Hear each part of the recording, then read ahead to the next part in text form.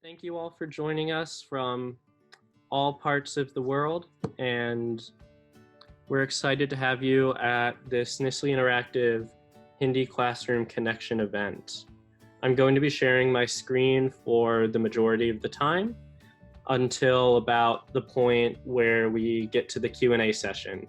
After that time, I'm going to open up this camera so everyone can have as good an opportunity to see each other as possible.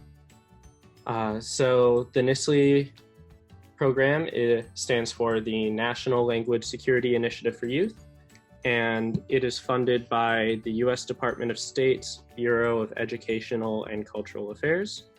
The NSLI programs bring around 600 to 700 students abroad every year to learn critical languages such as Arabic, Chinese, Hindi, Indonesian, Korean, Russian, Turkish, and Persian. And students have the opportunities to learn these languages either over the summer or, as is the case with this event, which features students on the Hindi Academic Year program for an entire academic year. I will shortly pass this along to our colleague Zora Lawrence, who is a teacher of Hindi at the DLF Public School and I apologize if I mispronounce this, Ghaziabad? It's Ghaziabad. Ghaziabad. My apologies. All right. Zora, the slide is all yours. All right. So, namaskar. I'm Zahra Lawrence, and I have been in this teaching profession for past 25 years. And I have been appointed as Hindi language teacher to AFA students. And I think I'm very much fortunate to have such bright students and who are very quick to learn and observe a new language. Our school believes in providing a concrete learning experience to the children. So my strategy of teaching is first to give them a new lesson, a new word, and then practicing them in different ways, like making interesting game boards or activities like making stories, weaving stories, making riddles in Hindi, and add and tell,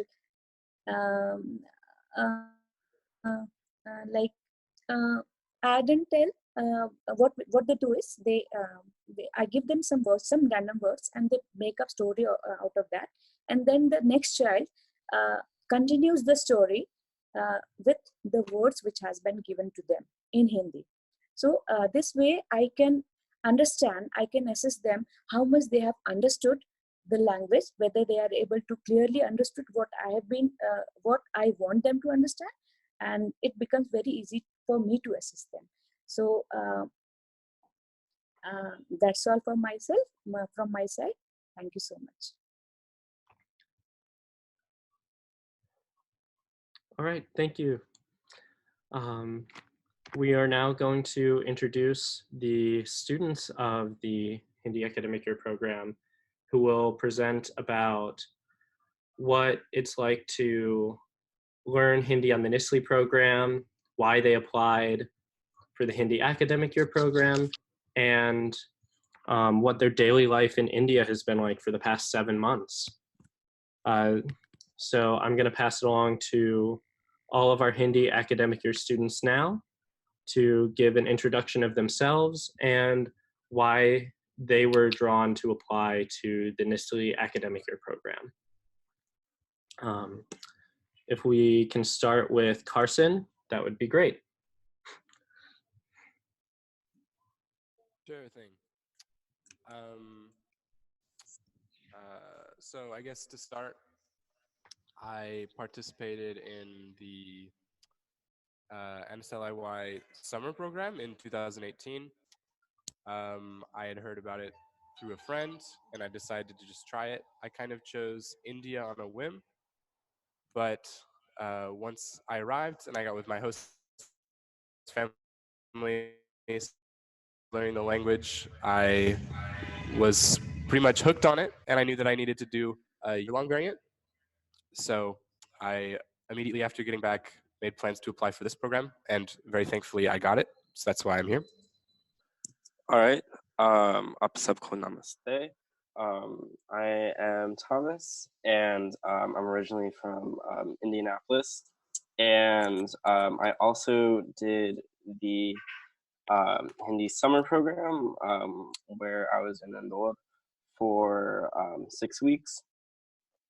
And so originally I applied because I had an interest in linguistics, and India is a really interesting place to study linguistics, and of course knowing Hindi opens up a lot of doors for that. And then after my summer program, I just got more invested in Hindi and Indian culture, and so that's what really pushed me into applying for the academic year, and I'm very glad that I did. Thank you. Okay, hi, my name is Isabel. I'm also a summer 2018 alumnus of the Hindi program. I originally decided to apply for NSLI-Y because I had gotten exposed to Indian culture through Indian dance, and as that kind of progressed, I did Indian dance at my high school back in the US. We would perform at different religious Hindu events like Navratri and do Garba, and so through Indian dance I kind of became accustomed and interested in the culture. So I went on my summer program, and after living in Indore for about 7 weeks, I knew I wanted to improve my Hindi, but also learn more about the cultural disparities within India itself, because each state in India kind of has its own identity, its own language within the grand scheme of India. And I also wanted to improve my Hindi from a career perspective, because in the future I hope to pursue a career in public health, specifically doing field work in India. And so I thought it would make much more of an impact and become much more comfortable for me to converse with locals in their native language. And then, hi, my name is Hunter. I did not do any NSLI-Y summer programs, but I decided to apply for a Hindi AY and just an NSLI-Y program because I knew that I wanted to go into, have a career within the United States government, specifically in terms of working with foreign policy or just generally working abroad and being able to work with languages, learn new languages, or even just teach others about new languages. So I just decided to apply for an NSLI-Y program, and because I have a lot of family, friends and family influence that are either from India or that already know Hindi, they encouraged me to apply specifically for Hindi.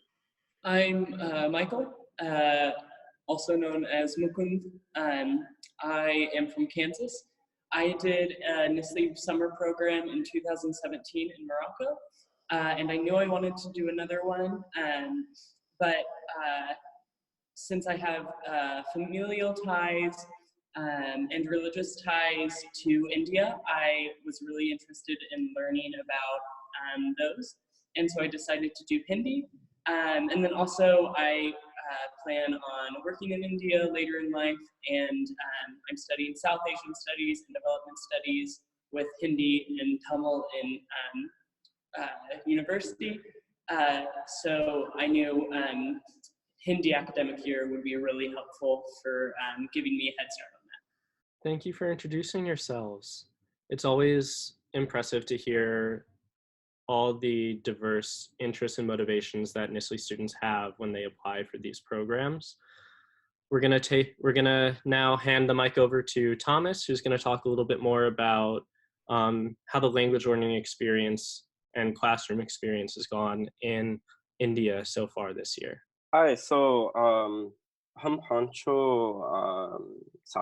महीने से दिल्ली में रह रहे हैं, और तो हमारा कार्यक्रम का नाम राष्ट्रीय रक्षा भाषा अभियान है, जिसका अंग्रेजी अनुवाद National Security Language Initiative for Youth.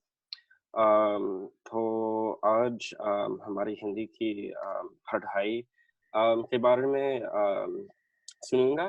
So I'm just going to talk a little bit about what our experience has been like actually learning Hindi in India. So let's get started. All right, so this is a picture of our classroom. These are a couple of typical days. These pictures were taken from Sora ma'am and Jyoti ma'am's classes, and both of those teachers are on the call with us today.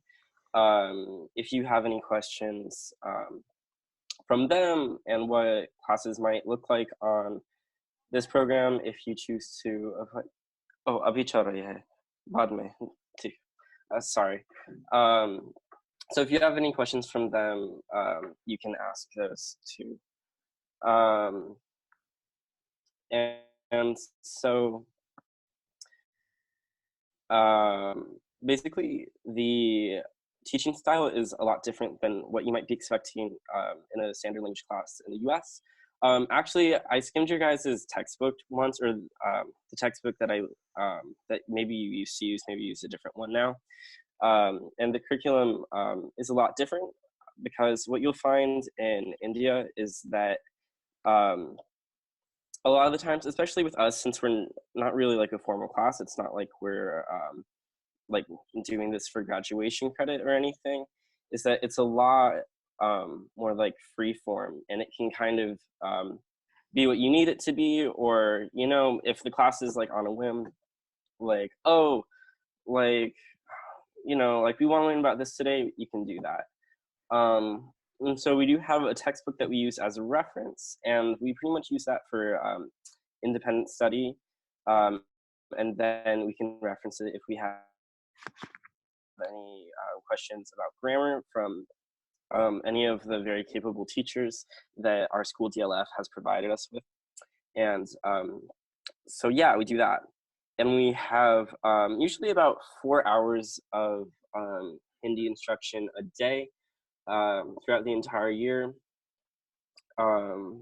which seems like a lot, but you know, it can really never be enough. And just as far as like learning as much Hindi as you can. And we also go to school 6 days a week, which is pretty standard for a lot of Indian schools, but we have a half day on Saturday, so it's not too bad. Or okay, can we move on to the next slide? So aside from our Hindi classes, we have a whole host of extracurriculars that we do outside of that within our host school. So these are just a couple examples. We have a cooking class, and we have a dance class. And so we have these classes usually 2 times a week, and it's typically always instructed in Hindi, so that we can use what we learn in the classroom out with other teachers, because, you know, it's teachers' jobs to be like patient and supportive, which you don't always get from strangers out on the street. So that's really helpful. All right, we can move on. So aside from what we do on a normal day in like any given week in our there are, of course, festivals and holidays that we celebrate. And so these are from Swatantra Divas and Christmas. And so if you look carefully, you can see Isa in that picture with the dancers. I'm sorry, Isabel in that picture with the dancers. And she prepared for a week or two with a group of our fellow students I'm like not like our NSLI students, but other students at our host school. And we all did a dance for that. And so that was really cool because, you know, we were included in like this special occasion for the school. And it also gives us some chances to mingle with the other students because obviously they already know Hindi, so they don't need the classes that we're in. And then on Christmas, our school wanted to be very hospitable, feel very warm. So they decorated our classroom a bit, and so that's what that other picture shows. We can move on. So Samaj Seva is also a big part of the NSLI program. It's one of our requirements. And so you'll be going to do any kind of like Samaj like community work, like usually pretty regularly. And so on the left, there's a picture of me teaching English to Pablu Bhaiya, who is a member of our support staff at school. So we've been teaching them English and also kind of proficiency in computers because they don't have access to that kind of thing outside of school, which is also their workplace. So like recently we set up like email addresses for them and taught them how to send an email. So that's what we do for our community service. And other picture, one of our, oh, sorry, we can go back for a second. One of our fellow students, Michael's host mom, works with an NGO that supports children, like underprivileged children. So this is a visit to a slum where Carson is teaching these kids about like sanitation, and probably some of you will be knowing about like Swachh Bharat and kind of that kind of thing, where we're talking about like sanitation and like separating garbage. All right, we can do the next one.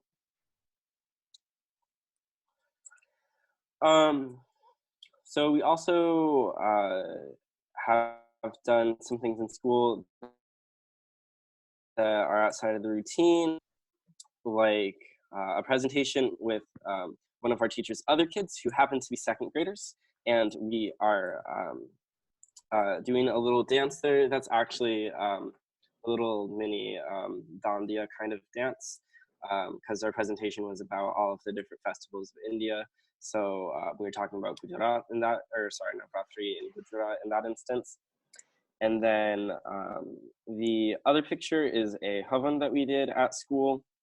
And so if you don't know what a havan is, it's basically like a ritual involving a fire where you have like a certain mixture of like different like organic materials that you throw into fire to offer to God. All right, we can move on. Thank you very much. And so also the school, if we have like a random day off, like in the middle of the week, that sometimes happens, they like to organize outings for us where we can go with teachers to different places around Delhi or Ghaziabad to practice our Hindi. So you will see us here at the movie theater. We went to see a movie. It's like one of like the later like big Hindi comedy movies. And so we went with all of our, or not with a lot of our host siblings and our teachers. And so we got to kind of get used to like Ahmad Miki Boli, like in the theater, and getting used to like the register of speech that is there. Plus it's fun. And then the other one, the other picture, we are at Bangla Sahib Gurdwara, which is a Gurdwara in Delhi, and went with our mother teacher, which doesn't really have a great parallel in the American education system, but it's most like a homeroom teacher. And so like, she took us out and we went and practiced our Hindi. All right. And that's all from me. And now Michael's going to take over for a bit. Namaste, मेरा नाम Michael Mukund Adamson और मैं and I'm going to present to you about daily life here in India. So we can move to the next slide. Thank you. So before India, I was involved in Kuchipudi, which is a type of Indian classical dance, and also very involved in my religious community, Chinmaya Mission.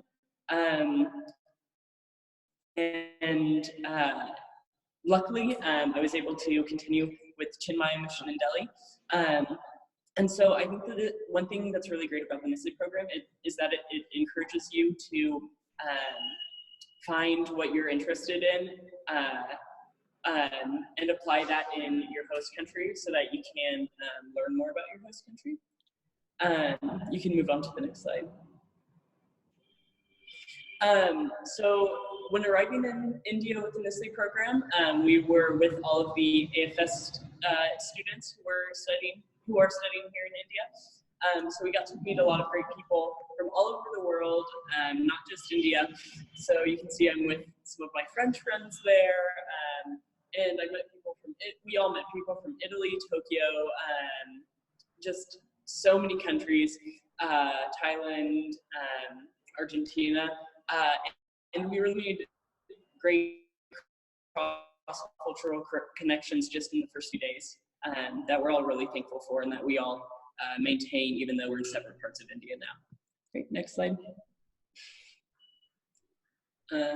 We can go to the next one too. So our school isn't only a place to learn Hindi, it's also a place to socialize so that our Hindi can get better in situations outside of the classroom. We've made a lot of great friends, we've made very good relationships with teachers, and I think that kind of outside of academics, our school, DLF Public School, really serves as a place to forge really important cultural connections that we'll take with us later in life. Okay, next slide. So kind of just talking about daily life in India, it's pretty often that we get to go out and visit like different monuments and cultural sites. And so when we're out, we get to interact with people, and obviously all of us draw a lot of attention. So a lot of times people want to talk, and it's really fun to just meet new people out while you're learning the new language, because you get to interact with people and in situations that you wouldn't meet inside the classroom or inside the school. And then also having learned enough Hindi to be able to communicate with people here is really great, because I've met people from all walks of life here who don't necessarily speak English, or they speak English, but they are not very comfortable with their language skills. So it's nice to have that Hindi support. And it's been really cool to meet people who maybe tourists wouldn't be able to meet because of a language barrier, or because they're there for a shorter period of time. Also with our host families, we've celebrated holidays. You can see my Rangoli from Diwali, and then a picture from Diwali there. And we've been able to go to a lot of different and diverse places that really show the diversity of India, like Jama Masjid, which is a mosque, and the Sikh Gurdwara that Thomas was talking about. All right, next slide. So this slide kind of just elaborates on the diversity of India. There's also a Buddhist monastery there, and then we've all participated in pujas here, rituals, Hindu rituals for holidays, and sometimes even just the daily rituals that our families do, which I know for all of us is a really enlightening experience because everyone here does their religion differently, I think. Kind of like in the US, people have different ways of expressing their beliefs and different beliefs, and it's kind of endless, the diversity in both religion, culture, language in India. So for me personally, I've been able to get involved in my religious community here. You can see me in the photo on the right. I'm serving food to some of the volunteers at the Chinmaya Mission Delhi ashram. That was when I was taking courses about our theology and philosophy, and all of these courses are conducted in Hindi, and I think it's a really amazing way for me to discuss things that we wouldn't normally discuss in class. I can discuss theology in Hindi, and things that I'm really interested in. Whereas in class, it's more structured and we have to learn grammar and vocab. And then also from Chinmaya Mission 2, like my involvement with them, becoming engaged and pushing myself to make connections in my community. I've gotten really close to Swami Prakashananda Ji, who is the Swami who lives at Chinmaya Mission Delhi ashram. And actually, recently, I was invited to be an intern for summer 2021, doing development work in India. So there are a lot of cool opportunities that open up to you when you engage yourself with the community and when you engage in daily life. And that's really when you can put your language skills to the test, practice, and take what you learned in the classroom and make yourself better. And I feel like I take what I learn in the classroom and then I become more fluent when I use it outside of the classroom in daily life. So that's just a really important part of our stay outside of the school. Next slide. And then we also are living with host kids, which is obviously a huge part of our exchange program. So for the first 6 months, we stayed with our host families, and then now for the last 4 months, we're staying in the hostel on weeks and going to our host families on the weekends. But I've actually had the pleasure of staying with 2 really great host families, a temporary host family, because I switched out of my first host family, and then now a more permanent host family that I go to on weekends. And it's really amazing to me how quickly I've bonded with these 2 host families, and how much we understand each other despite our differences, and then also how much similarities we have too.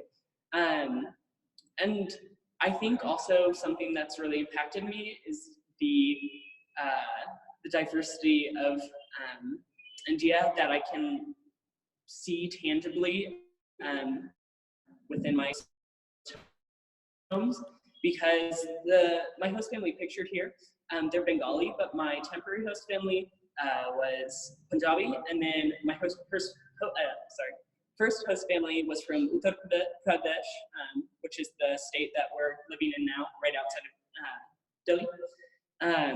And so you really see the diversity of India through your host family, and can experience what it's like to be living here. Whereas when you don't live with a host family, you don't really get the authentic experience and the fresh perspectives of people who are living their lives here. All right, thank you so much. Hello, Kyle. Mm-hmm. Can you hear me?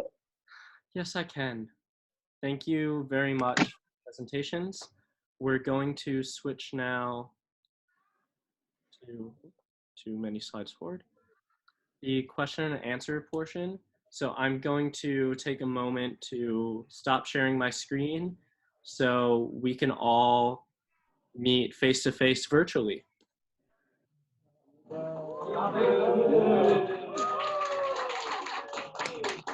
Yeah, but Hear me? yes. All right. So I was wondering like what adjustments you had to make like with food and stuff, moving from the United States to India, and like what was the hardest part of like changing your diet? Okay, I'll give an answer to the best I can because all 5 of us all had different adjustments to food, given that we're each from different states in the US and we all had different foods normally. So I ate meat in the US. When I came to India, I was put with a pure vegetarian family. And I'm totally okay with that. And so kind of to adapt personally, I tried my best to be pure veg for as long as possible. But my host family was totally okay. Like if I wanted to eat any non-veg food, any meat, they were totally okay with it. But just personally, I tried to be non-veg, tried to be veg for as much as possible. I only made it like 2 months, but still to this day, they're still really like, if I want to eat non-veg and some of them, they have no problem with it. And we also have a lot of freedom to go out and do excursions. So if while we're out, we want any food that we see that we want, you have the ability to do that. Mm-hmm.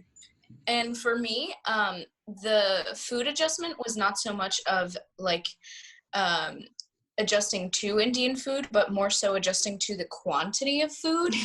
In India, people love to eat, especially like as a family, like we're just always eating. And so that was something that took some getting used to, and that I'm still adjusting to. Like whenever I'm with my host family, they'll still make comments about how little I eat, but for me it seems very normal. So you might run into little things at first. If it's because it's their way of showing love. Like Indians are very, very hospitable, and they will constantly feed you as their way of showing you love and affection. So it comes from a very good place. Yes. Thank you.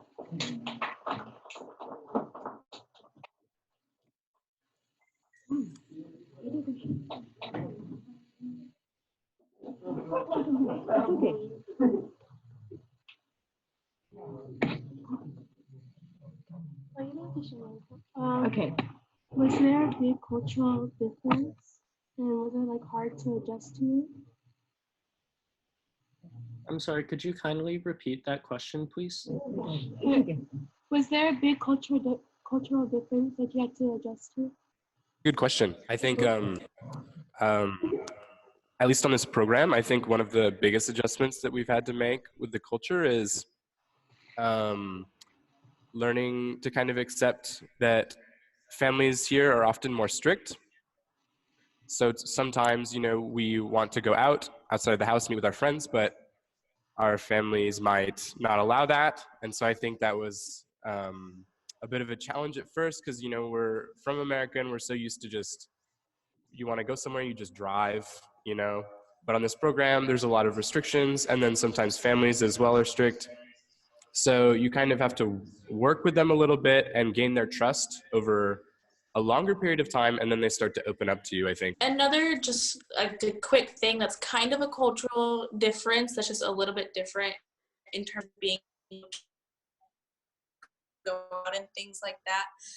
A lot of times, like our host families want to be able to let us out and do certain things, but just because it's a completely different area and culture and things like that, a lot of times because of safety issues and just safety concerns and going out at night and doing certain things can be a little bit more risky or a little bit more dangerous than what we may be used to back in the US. So I guess kind of a cultural difference is just being a little bit more limited due to just safety concerns and overall just personal being and wellness.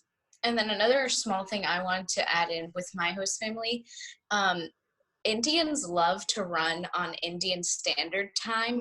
So I think something that we all kind of got used to or took some adjusting is like getting used to things not being super planned out always, or just like very loose constructions of plans. So whenever my host family says like really in 5 minutes, we're between 30 minutes to 2 hours. So just getting used to like this very loose, chill lifestyle. Any other questions? It depends on family to family, I think. It depends. It depends. Yeah, it depends to family to family.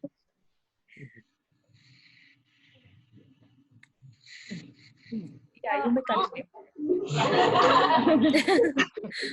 How long does it take you to feel comfortable speaking Hindi, especially to people that's their native? I'm sorry, could you kindly repeat that question as well? How long does it take you to feel comfortable speaking Hindi, especially to people when that's their native language, and that's something you're trying to learn?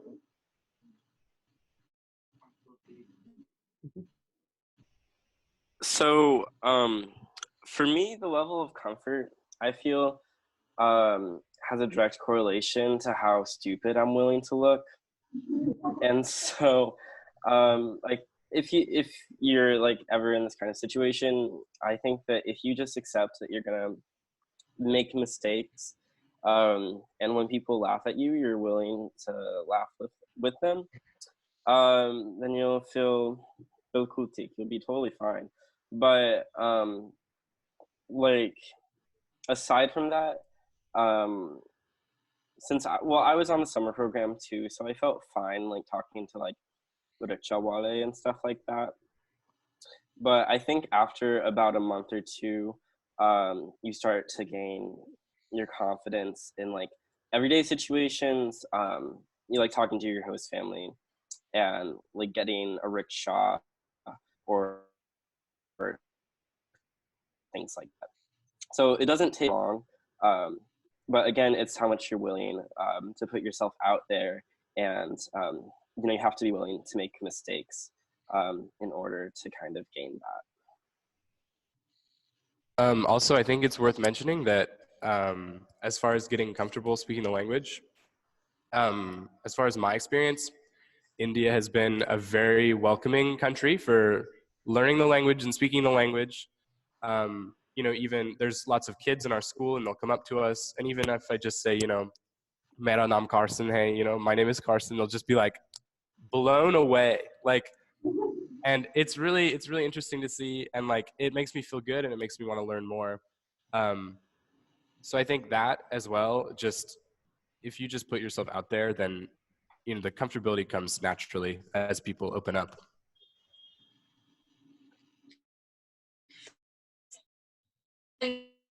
Both of what they've said is completely true. But just from my perspective, I came into the program. I hadn't done really any formal Hindi learning or done any previous NSLI-Y programs. This was really the first exposure I had to any like Hindi learning, whether it was reading, written, or spoken. So for me, I was a little bit more intimidated just for a little bit longer. Even though I was learning, it was still really scary for me just to even be able to go and like get a rickshaw. And even sometimes like part of that will still come out if I'm like not sure in my head of how to say something. I'll either like confirm with the others before I go and do it, or sometimes if I'm too scared, I just have them help me out a little bit. But it does take, like for me, it took probably a month and a half, 2 months to really be comfortable to live daily life and to be able to ask for daily things, and just to be talking to my host family like the whole day, and it a little bit more time for me just because it was the first exposure I had to any Hindi learning.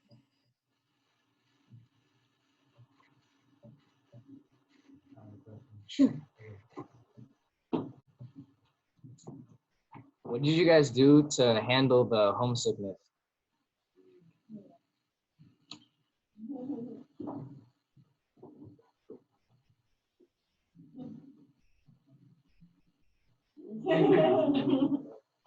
Yeah, so I asked my parents to send me Kraft mac and cheese. No, but like actually, like things like that help. Like it looks like I'm talking to a primarily Desi crowd, so maybe you won't miss like the food if you're like used to getting it a lot at home. But like I definitely missed like American food a lot, and some like Chili's. There's a couple Chili's in Delhi. So like if we all go there, it kind of feels like we're back home. Um, and then I think it's important to kind of distance yourself from like your natural or your like family and friends in America for like a little bit, because like if you talk to them too much, like in my thought process, then like you're too attached to that. Like you need to cut that off initially, or else you'll get like intimidated what's ahead of you. But now, like if I feel like, you know what, like I miss my mom, like I call my mom and it makes me feel less homesick. So I think it's just like finding a balance between, you know, like how much in contact you want to be and like how much you want to, you know, like what's ahead, like what you have. Because like whenever like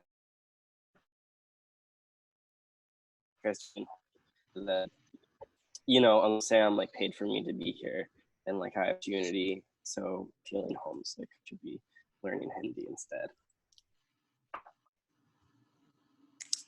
And then I know that during the holiday season, like Christmas and Thanksgiving just passed, and just a ton of other holidays that are very widely celebrated in the US.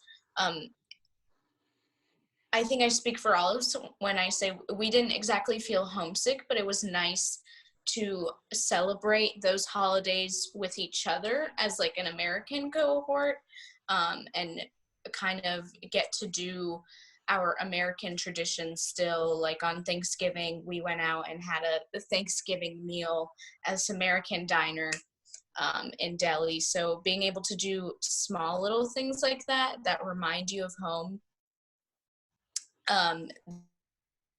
that also makes you more comfortable and makes you feel like you're not as far away from home as you really are. Time for one more question. So if anyone's got anything that they're just itching to get off their mind, feel free to step forward.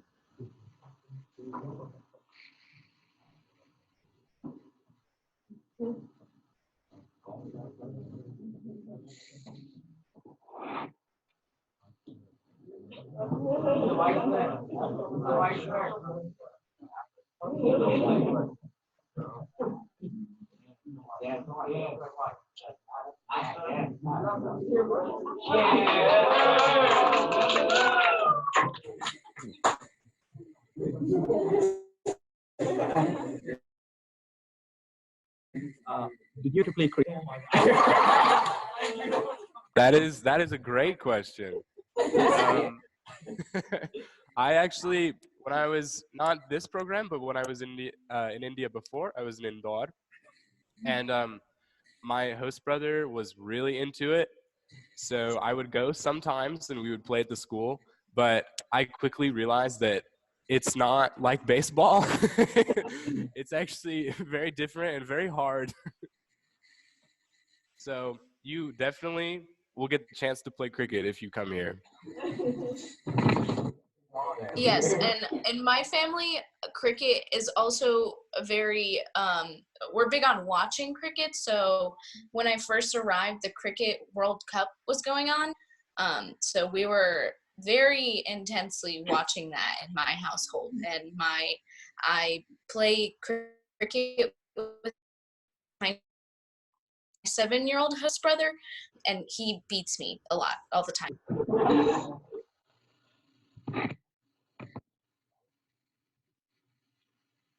All right, so I have a question for you. So I have students who are taking theory of knowledge class. I don't know if you're aware of it. It's a part of IB diploma program. And these students, they learn about languages and cultures and how it impacts their thinking and their beliefs and values and compare it with their own. So if they are taking any language, then That's how it gives an exposure, and let them compare, how their language differs from the other language they are learning, and how their perspective and how it broadens their mindset, when they talk about other culture, other languages. So what are your thoughts about it? What is your experience, your actual experience in the host country, besides just learning the language? So I thought with language learning, it brings me a lot closer to the things I really care about. So my nani, my maternal grandmother, was Indian, and I never really had a huge connection to India, unfortunately. And once I learned the language, being in India obviously helped a lot with me learning a lot more about kind of where I came from, but it also like really learning the language helped me connect with people who helped me learn about like myself. So I think like she was from a very, very impoverished community, and although now modern law has changed for the lower classes in India, it's still very valuable to understand kind of where she came from and that aspect of her life and that aspect of Indians' lives today. And that's something I could not have understood without language. And it kind of deepened my understanding of community, myself, and my surroundings here. Thank you, Michael. So to touch more, like to add on to that about like how like language affects your learning. Like if you guys are like big believers in like the Sapir-Whorf theory, which is like the language relativity theory, which is like kind of debatable.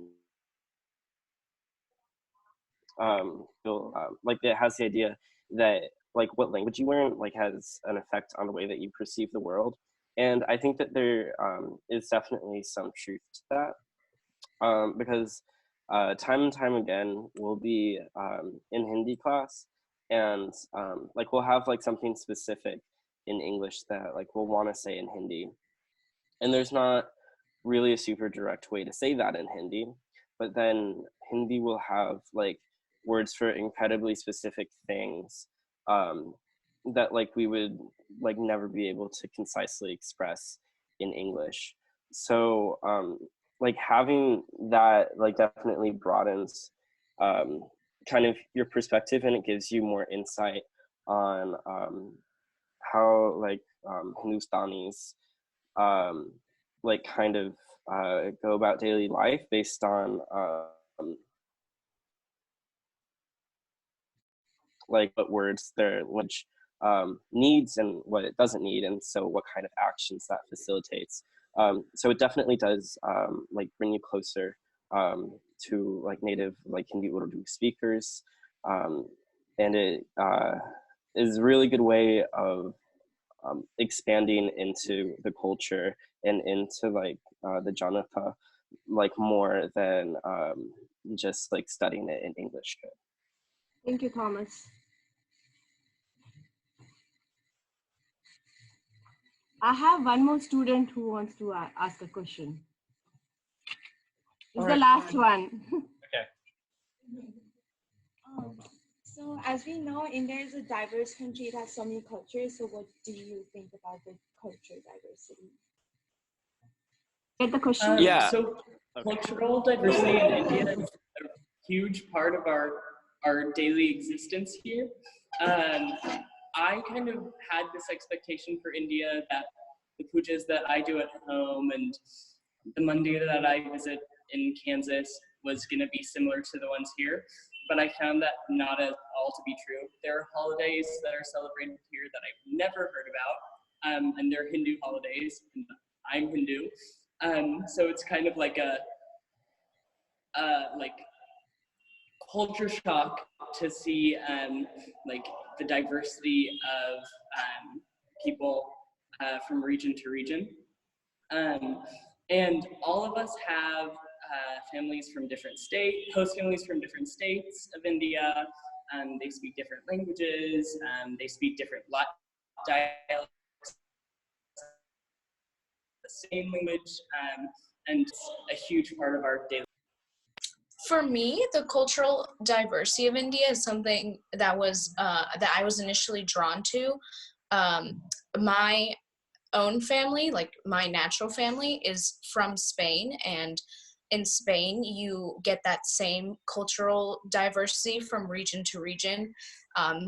We are actually from the Basque Country, which is very different from the rest of Spain. We have our own language, which has no, it's kind of like a linguistic phenomenon. It has no ties to any known language. And so for us in India, seeing and experiencing that same cultural diversity from region to region was something that was familiar and somewhat comforting to me, because I really love to always keep learning. Like all of our teachers have from states in India, and I always love getting little tidbits of knowledge from them, or like their experiences with their families from the different places that they live, or with my own host family, who is Punjabi, and getting to know all of their unique customs and traditions. It's just, you're always getting something new, which I think is a lot of fun, and you're getting exposed to a lot of rich culture that I think you don't always get to see when you're outside of India. Yeah, I'll just add in that I think the cultural diversity of India makes coming here on exchange like even more valuable and even more interesting, because not only do you get to see it and how like it plays into the lives of people here, but it also affects own life, studying, as like we all have, you know, as Michael said, we all have host families from very different places. So like all of our experiences are very, very different living here. Like I'm with a host family who, my host mom is from Bihar, my host dad is from Jharkhand. So we actually eat meat every day. I eat like maybe even more than I did in America, which is a very different experience than some of these, you know, some of my fellow peers are having with their own host families. So it's just interesting to see like how that affects daily life as well, like how, you know, where people are from and how that affects, you know, they have their own traditions and their own lifestyle within, you know, the broader country. Thank you very much for everyone's participation, everyone's presentations, and everyone's incredibly thoughtful questions and responses. It's been a real treat to just bear witness to this. And I'm going to end with a broad thank you to the students in India, their teachers, their implementing organization, and to our volunteer school in Texas who has offered up their class time to hear all of their stories. And if you want to hear more about this, I'm going to share my screen once again and show you some resources that you can learn more about the program. If you want to learn more about the program, you can check it out at NSLI for Youth. If you want to read more student-sponsored content that's produced by students, created by students, and edited by students, you can check out the NSLI-Y Interactive website as well. And with that, I want to thank you all once again, and I hope you enjoy the rest of your days and evenings. Thank you.